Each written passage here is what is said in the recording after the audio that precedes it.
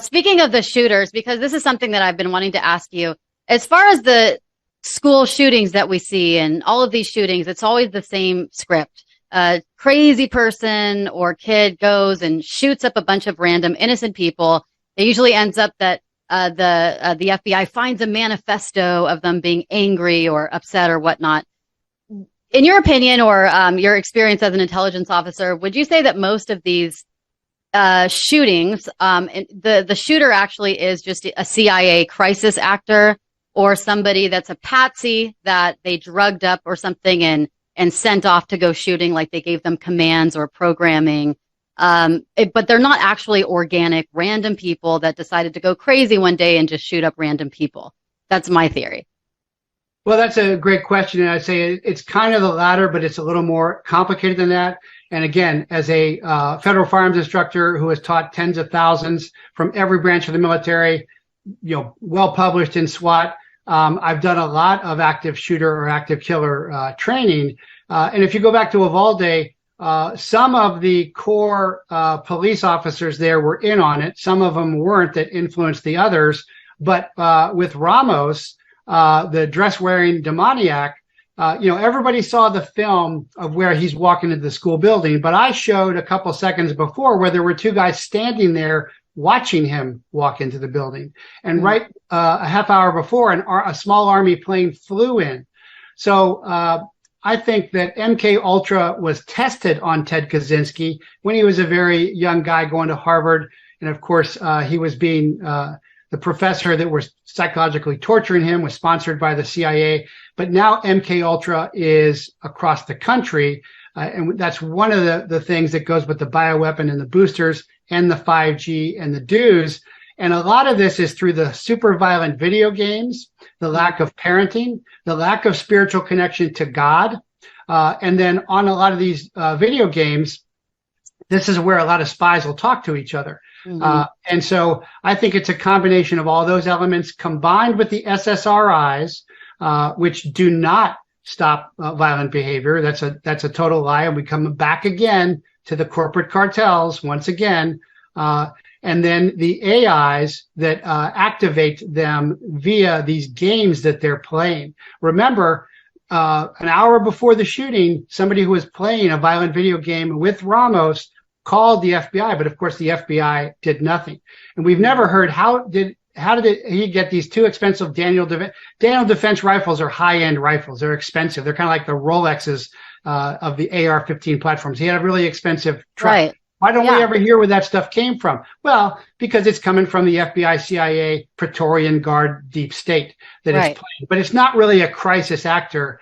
It is someone that has been psychologically tortured, manipulated through pharma, cultivated lots of times from a very young age, and then placed around with other guiding influences, case officers around them. It's a little more complicated than that. That's how I see it. But I very clearly say that the deep state is doing this. Yes. Yeah. So they're creating, obviously they want to create the narrative, and they find these poor, either patsies, I guess, someone that they can psychologically manipulate through MK Ultra, or I wonder if some of them are just sort of farm grown, like CIA farm grown crisis actors.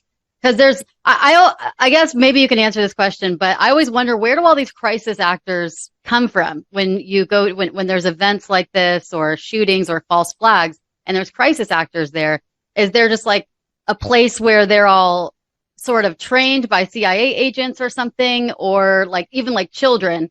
Or do they, I guess, are they just families of CIA, family members of CIA and intelligence officers?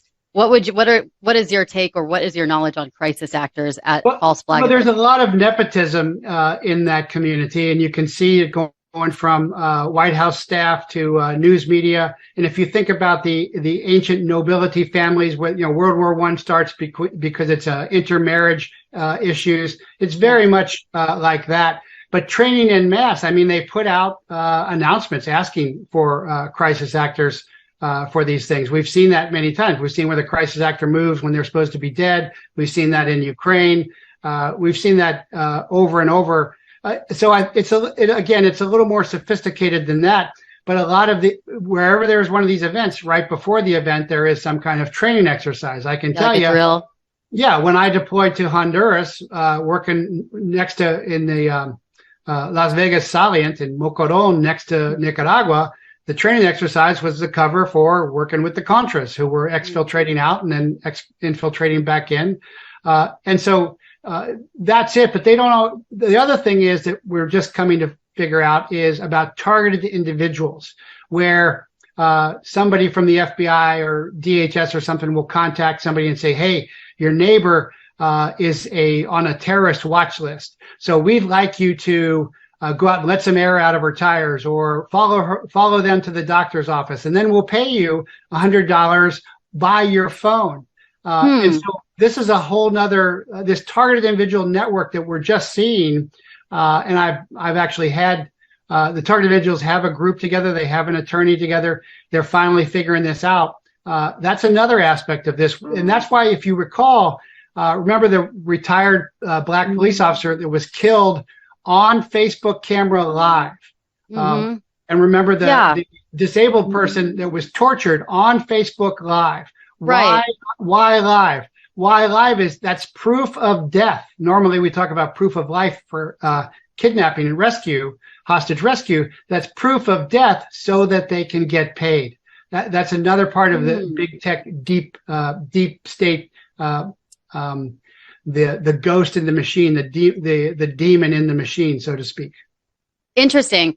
Is that sort of the same thing? I'm forgetting what it's called right now, but like targeted harassment when an individual feels like they're going crazy because there's all these things and people kind of harassing them, coming at different angles, and they feel like they're going crazy, but it actually is happening and they're being targeted.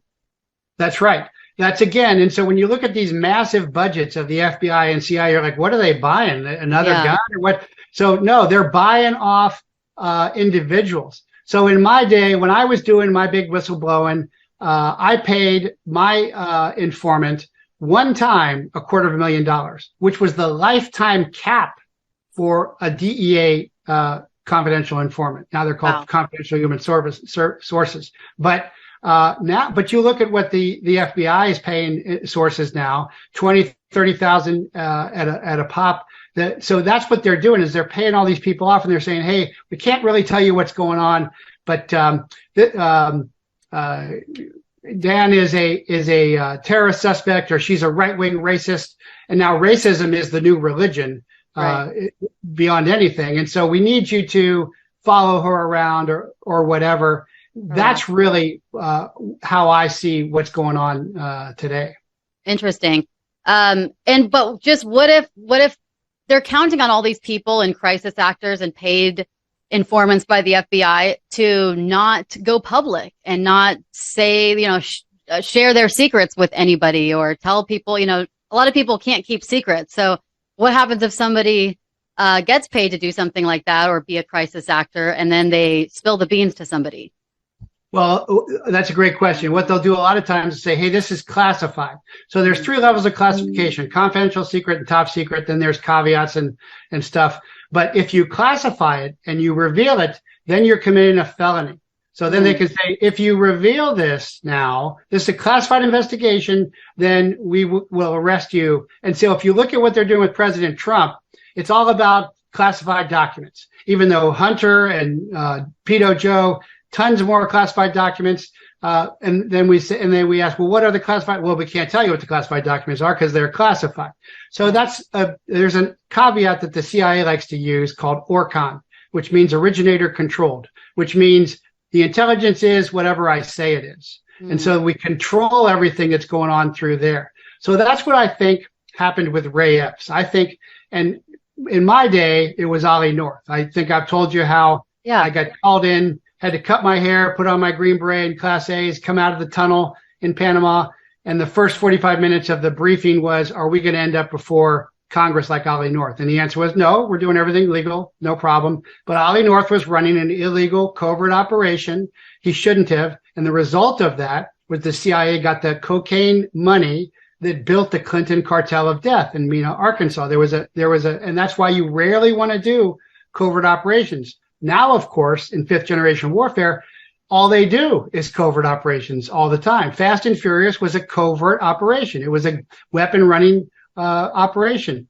And of course, along with the drugs coming north and the people, the children coming north. Benghazi was the same. Syria was the same. The Ukraine is the same. Afghanistan was the same. And so this is that dark economy that's taking over the real economy and destroying the middle class, which is the great engine of America, the entrepreneurialism of the middle class. That's why we're going to see the destruction of the middle class. So we're all peasants. We're all serfs. There's just the peasants and serfs, and there's the rich.